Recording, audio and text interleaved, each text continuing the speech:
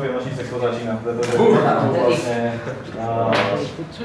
ide o to, že doprava sa dovolíte nejakú akciu Však sa zažente. Línie supera a vlastne vyhodiť všetky figurky. Ak máš Ačko, môžeš posunúť jednu zo svojich figúriek do stredového radu. A druhý ťah použiješ na to, aby si ňou pohol. Čiže vyber si jednu z figurok, ktorú by si chcel posunúť teda do stredového. Takto. Áno, teraz ideš sem, počkajte, teraz jeden, čiže vyhadzuješ teda túto figurku. Neverím. Ačko nepadlo, takže ideš znova ty. Môžeš to házať aj takto ako klasické kocky, ale môžeš sa to házať aj, hodí sa to o zem, pretože princíp týchto kociek je, že majú takúto hranu, čiže ak to hodím na zem, tak tá kocka sa stále skotví na jednu z týchto hrán, teda ono to hralo vlastne tak, že sa hodilo o podlahu. Idem urobiť tu. To je tak trochá šťastie teraz. Na zemi. Buď sa také hraniče, alebo...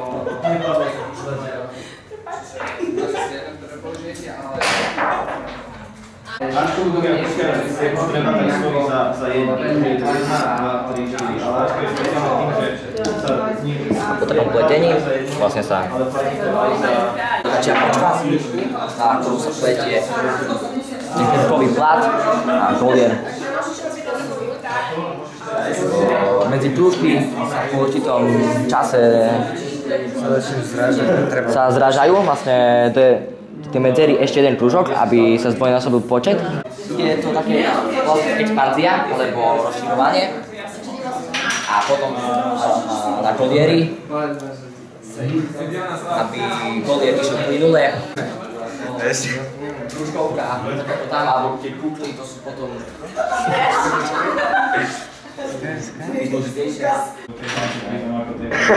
Kľudne, on to prežije. Funguje tam.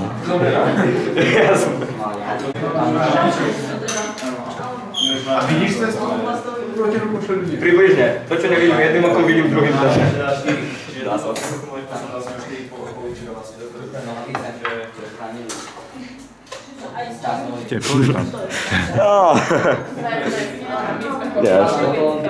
Či to je termokamera?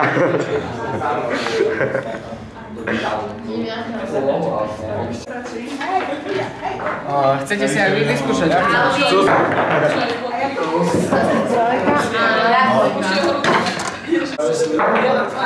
My sme sa dohodli, tam sme boli. Začína stále teda obranca. Je vás menej. Ačka trojka.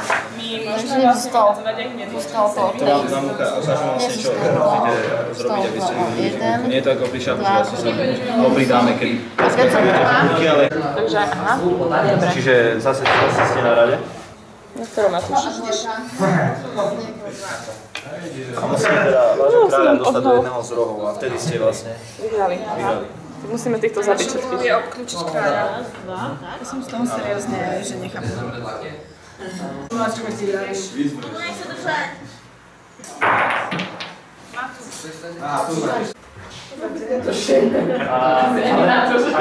Ak urobíš toto, že pôjdeš vlastne do prvú figurku, tak máš chcem vyskúšať, aké je to ťažké. Ja to neviem, ukážem vám tiež na videjku, ako sa na to hrá, dobre? No ale máme tu ešte také, s čím sa kedysi deti zabávali. Predstavte si, že toto volali frčadlo. Nejak sa to musím natočiť veľmi rýchlo. Potom počúvajte zvuk. No, a teraz máme, toto je frčadlo, predstavte si, takýto názov to má. Frčadlo. Ako frčka. Áno. A toto tu... Na čo tu máte oriešok? A to sú také, to tiež boli detské zvukové hráčky a to sa volalo frnžadlo. Tamto frčadlo a toto frnžadlo. A tu vzniká nejaký zvuk. To je podobné ako frčadlo? No to má taký... Neviem, či sa nám to podarí. Počúvajte. Počujeme nejaký zvuk? Áno. A podľa toho, aký je... vetru. No, aký je veľký ten gombík, alebo koľko má dierok, aký je zahnutý. No, tak podľa toho. Môžete to skúsiť potom? No, potom si všetko môžete skúsiť, dobre? To lepšie húči. Lepšie, nie? Podľa toho vraj, ako je zakrivený, ako je zohnutý. Takže to je druhé. Takto sa deti takedy hrávali. No, hráme, lebo viete, s tým sa niekedy deti hrali na poliach, na lúkach. A to točili. Točili a tam široko ďaleko nikdy nebolo. Ja som to skúšala včera v obývačke. Našťastie som nič nerozbila. Neviem, či sa mi to podarí na prvýkrát, lebo neviem takéto veci, ale... To je jak Šelej s takouto. Je to nejaký zvuk, ale nie je taký dobrý. Či viete, to len také iné, ale toto je dobré, nie? Parádne hudobné nástroje. No, Kukulienku. Kukulienka, no, to je dobrá pesnička. Ale ja No, neviem. tak počkajte. Alebo pod hodou. úloha je taká. Alebo na tam. Na tieto dva nástroje, tak vám zahrám na akordeóne a vy budete spievať. Čo je to? Harmonika, Ja viem. akordeón. Ja chodím na harmoniky, takže prosím každý. A potom počúvajte, keď si zaspievame a zahráme si na tie teda s tým akordeónom, tak potom si vyrobíte vy svoje hudobné nástroje a potom vy mne budete hrať a ja budem spievať. Dobre? Súhlasíte? Nikto nepočúval. Ja som počula. Povedal, odložiť hudobné nástroje. Posaďte sa do lavíc, dobre? Áno. Áno? To je lepšie. Tak. Toto si necháme ako potom ako na prekvapenie, lebo my si vyrobíme svoje nástroje. Dobre? Aj toto stačí. Kulienka.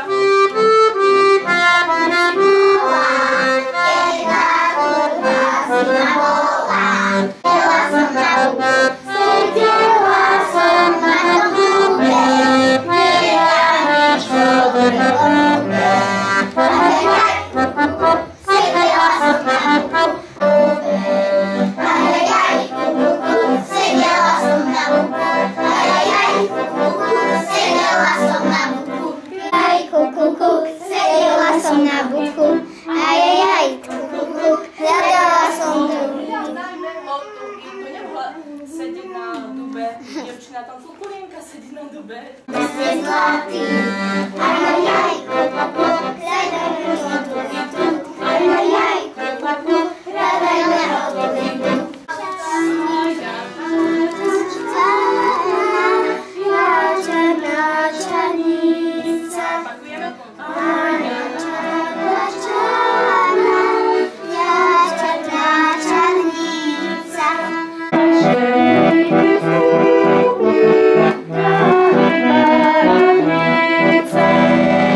Výborne, ešte ako vieme?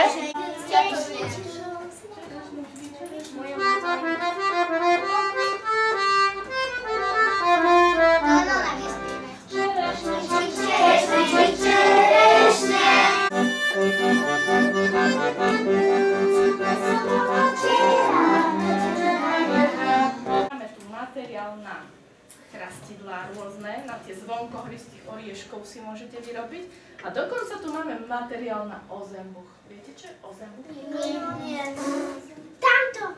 No, toto sa strunu a niekedy má hore ešte také ako činel alebo nejaké rovničky. Ja to chcem. Ja to chcem. No, takže toto si dneska vyrobíme. Ja som prvá bola. Potom tak? A môžeme si vyrobiť také.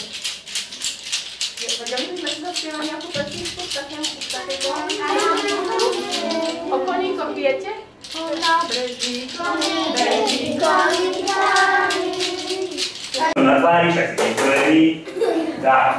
A aby toho nebolo málo, keď sme hovorili, že každý organizmus má také dve centrá.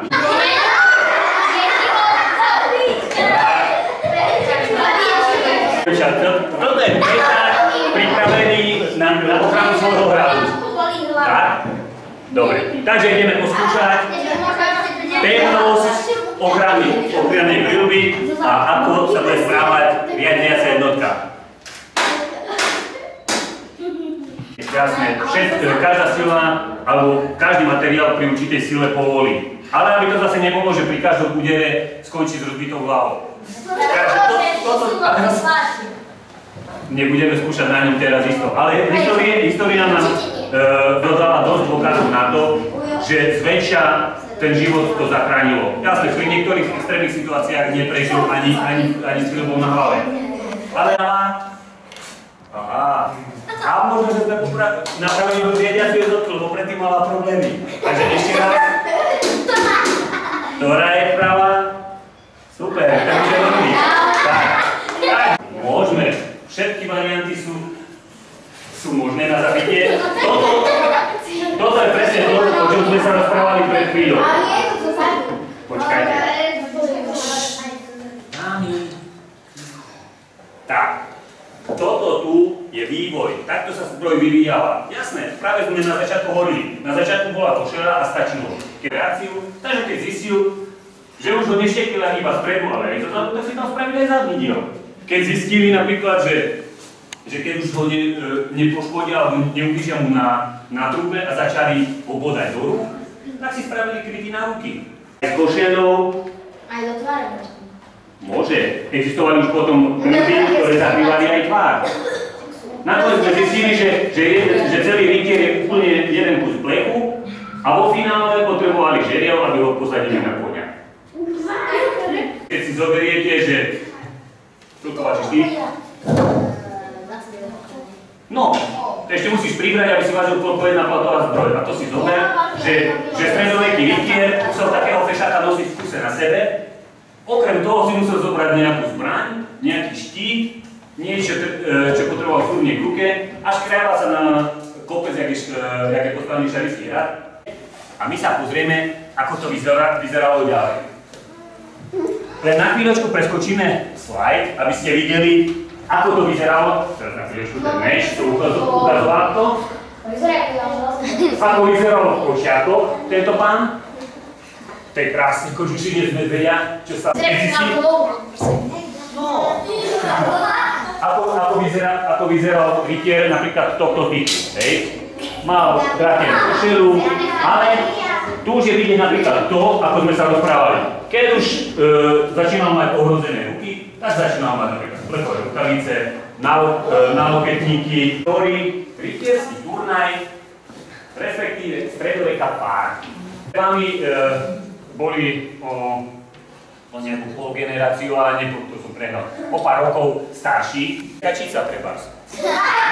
Mohol mať v erbe kačicu, alebo medveďa, alebo jelenia, tak tam mal jeleniu hlavu, alebo bociana s rozťahnutými krídlami. Každý... A stoličku? Stoličku nie, väčšinou si do erbov dávali buď zvieratá, ale... Vrtulník! Vymyslel niekto úplne iný. Bazúku! No, dobre, budeme pokračovať ďalej v tom, čo sme začali.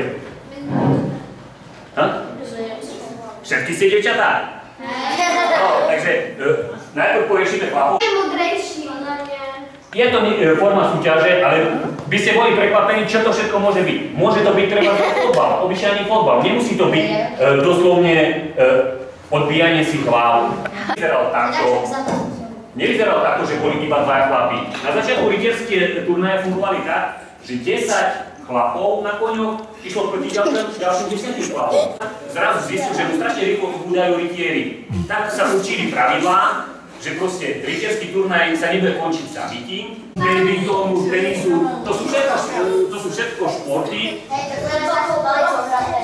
Ale ty musíš spalizovať. Tam je dôležité to, že dvaja chlapi, alebo skupina chlapov si potrebuje pomerať sily, aby nikto nikoho nezabil, ale aby zistili, kto je na tom silnejšie. To je presne